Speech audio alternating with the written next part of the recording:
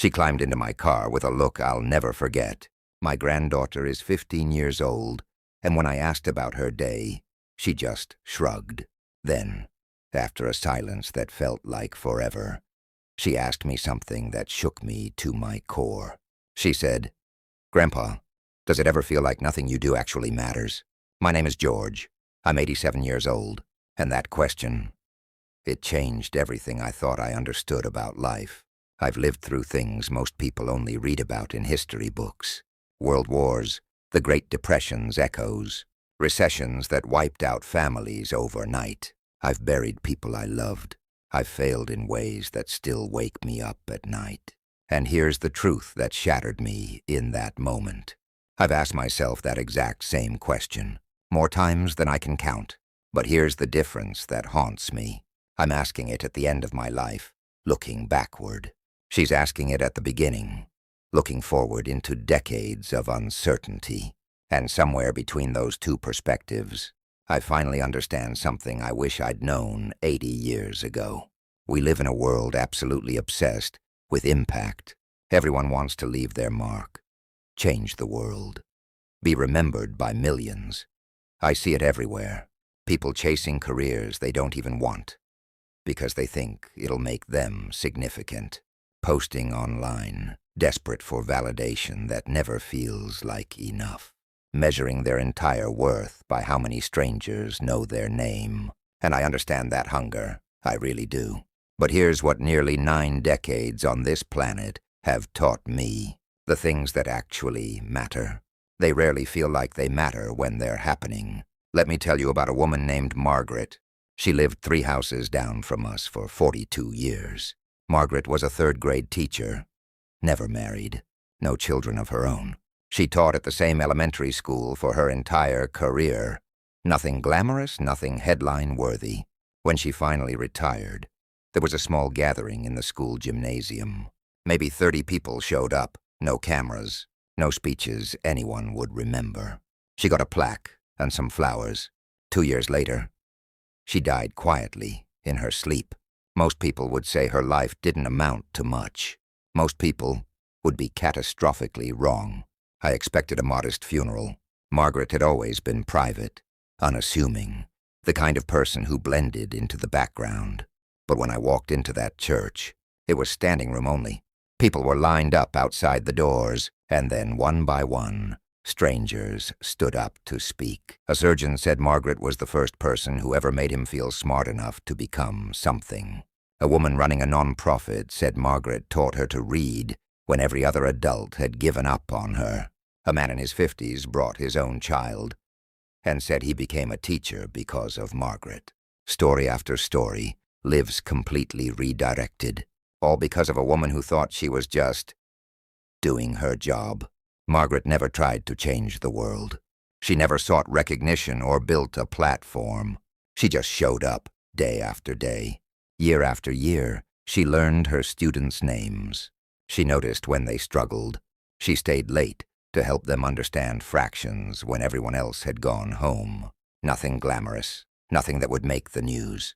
But the ripples from her life, they're still spreading decades later, through people she never even met. I think we've got it completely backwards. We think mattering means being seen by crowds, being remembered by strangers, being known by millions.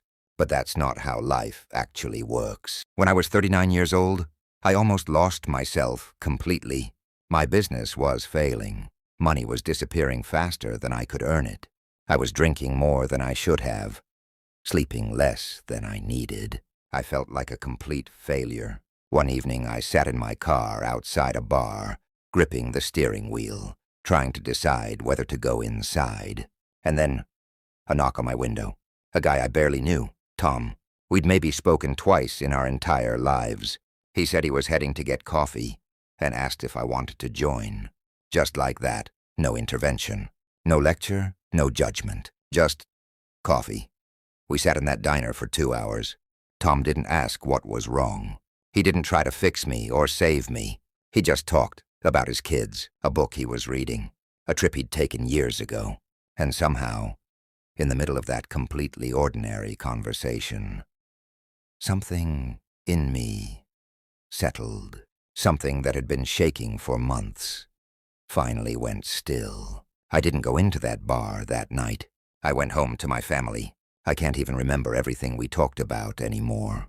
But that moment, it mattered. It might have saved my life, and Tom, he probably forgot about it by the next day. That's the thing about mattering. It almost never announces itself. My wife Eleanor, she used to write letters. Real letters, with stamps and everything. She'd write to our kids when they were away at college. To old friends she hadn't seen in decades. To cousins, neighbors, anyone who crossed her mind. I used to tease her about it. Hell, everyone has phones now. Just call them. She'd just smile and keep writing. After she passed, I found boxes in her closet, letters people had written back to her, saved for years. And in almost every single one, someone mentioned how much her letters meant, how they'd kept them through hard times, how they'd read them when they felt alone. She wasn't trying to matter. She was just reaching out, but she mattered enormously. To people I never even knew existed. Here's what I wish someone had told me when I was young. Your life doesn't need to be extraordinary to matter. In fact, it probably shouldn't be. Almost everything that holds our world together is done by people no one will ever remember. Parents who get up at 2 a.m. with sick children. Workers who show up on time and do honest work. Friends who check in when they notice something's wrong. Volunteers who serve meals no one thanks them for. People who vote, who recycle, who return shopping carts even when no one's watching.